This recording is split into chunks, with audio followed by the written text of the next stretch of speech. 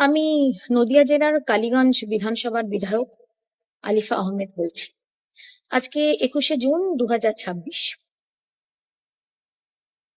আজকে দুটো ঘটনা ঘটছে, যেটা নিয়ে খুব সংক্ষেপে কয়েকটি কথা আপনাদেরকে জানাতে চাই।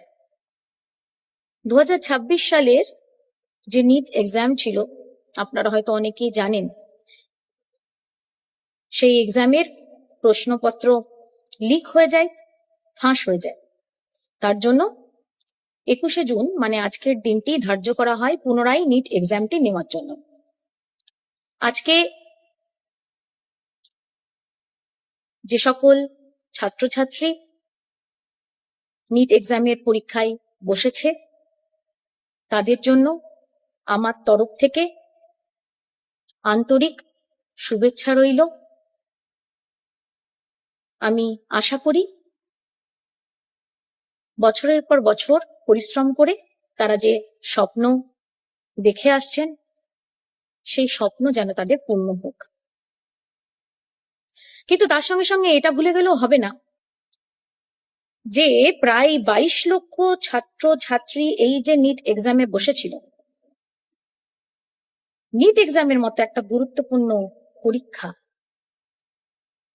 সেই পরীক্ষার প্রশ্নপত্র ফাঁস হয়েছিল, যার এফেক্ট শুধুমাত্র 22 লক্ষ ছাত্রছাত্রী নয়, সেই 22 লক্ষ ছাত্রছাত্রীর সঙ্গে জড়িত প্রত্যেকটা পরিবারে গিয়ে পড়েছে।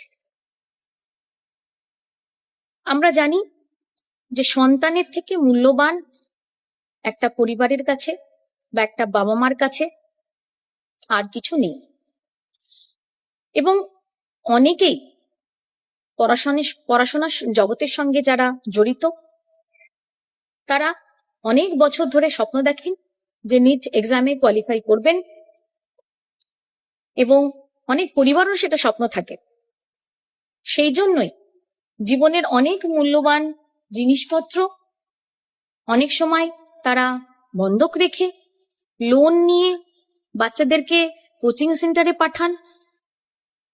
একটা দিনে স্টুডেন্টসদের এই নিট এক্সাম কোয়ালিফাই করার জন্য দীর্ঘ দিনের 1-2 বছরের পরিশ্রম থাকে।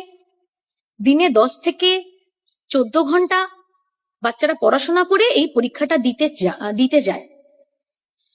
পরীক্ষা দেওয়ার পর তারা জানতে পারে যে তাদের এই পরীক্ষাটা ক্যান্সেল হয়েছে। আমি নিউজে দেখছিলাম যে আজকে এই যে প্রায় 22 লক্ষ স্টুডেন্টরা আবার রিঅ্যাপিয়ার করবে এই নিট এক্সামে, সাংবাদিক তাদেরকে প্রশ্ন করছিলেন যে তাদের আজকে ঠিক কেমন ফিল হচ্ছে, তাদের কি মানসিক অবস্থা। অনেকেই বলছে যে তারা মানসিকভাবে আহত, যেহেতু একবার কোয়েশ্চেন পেপার লিক হয়েছে, এবারে যে হবে না তার কি গ্যারেন্টি তারা জানে না। একজন স্টুডেন্ট বলল যে লিক হয়েছে সেটা হওয়া উচিত ছিল না।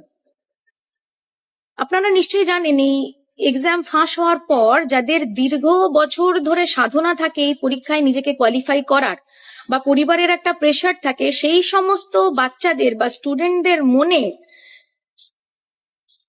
ঠিক কতটা চাপ সৃষ্টি হলে আজকে ভারতবর্ষের বিভিন্ন প্রান্তে, গোয়াতে বলুন, কর্ণাটকে বলুন, উত্তরপ্রদেশে বলুন, রাজস্থানে বলুন, একটার পর একটা স্টুডেন্ট সুইসাইড নোট লিখে যে আমাকে ক্ষমা করে দাও আমার বাবা মা, যে আমি তোমাদের ইচ্ছে পূরণ করতে পারলাম না, আমি ব্যর্থ হলাম। এর দায়টা নেবে কে? 7 বছরে 70টা পেপার লিক, তাহলে আমাদের ভারতবর্ষে এডুকেশন সিস্টেম কোথায় দাঁড়িয়ে?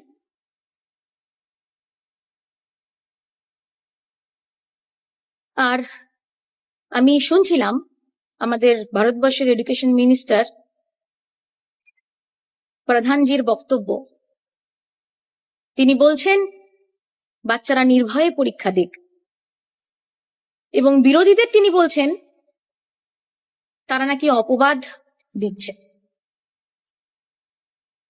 যেখানে 7 বছরে 70টা পেপার লিক হয়েছে, সেখানে নির্ভয়ে থাকার জায়গা কোথায়? এটা আপনাদের সকলকে ভেবে দেখতে অনুরোধ জানাচ্ছি।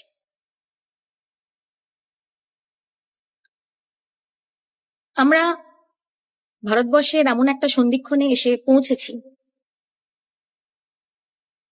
এবং আবারও বলছি, ছাত্র সমাজ, বাচ্চারা,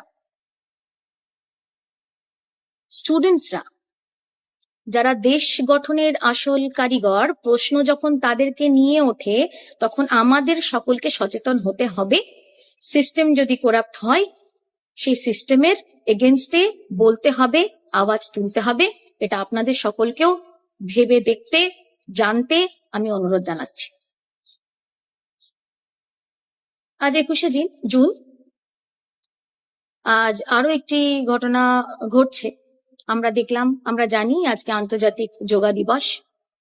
ব্যায়াম চর্চা, শারীরিক চর্চা আমাদের প্রত্যেকের জীবনেই অত্যন্ত গুরুত্বপূর্ণ। আমি আশা রাখবো আপনারা সকলেই সুস্থ শরীর ধারণ করার জন্য যা যা করার দরকার সেটা নিশ্চিতভাবে করবেন।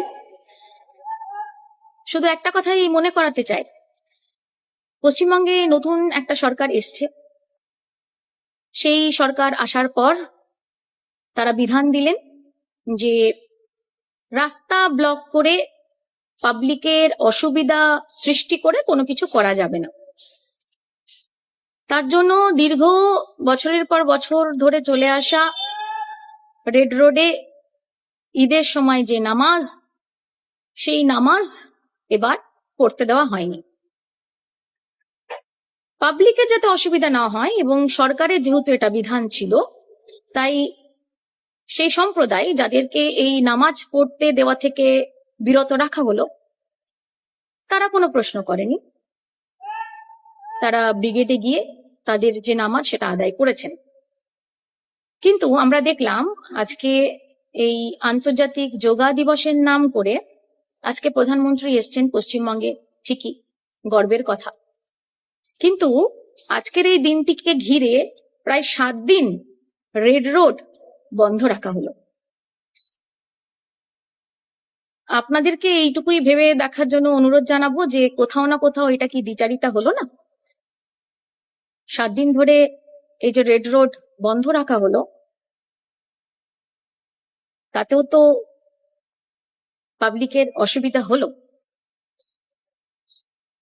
কিন্তু এর সঙ্গে আরো একটা জিনিস জড়িত।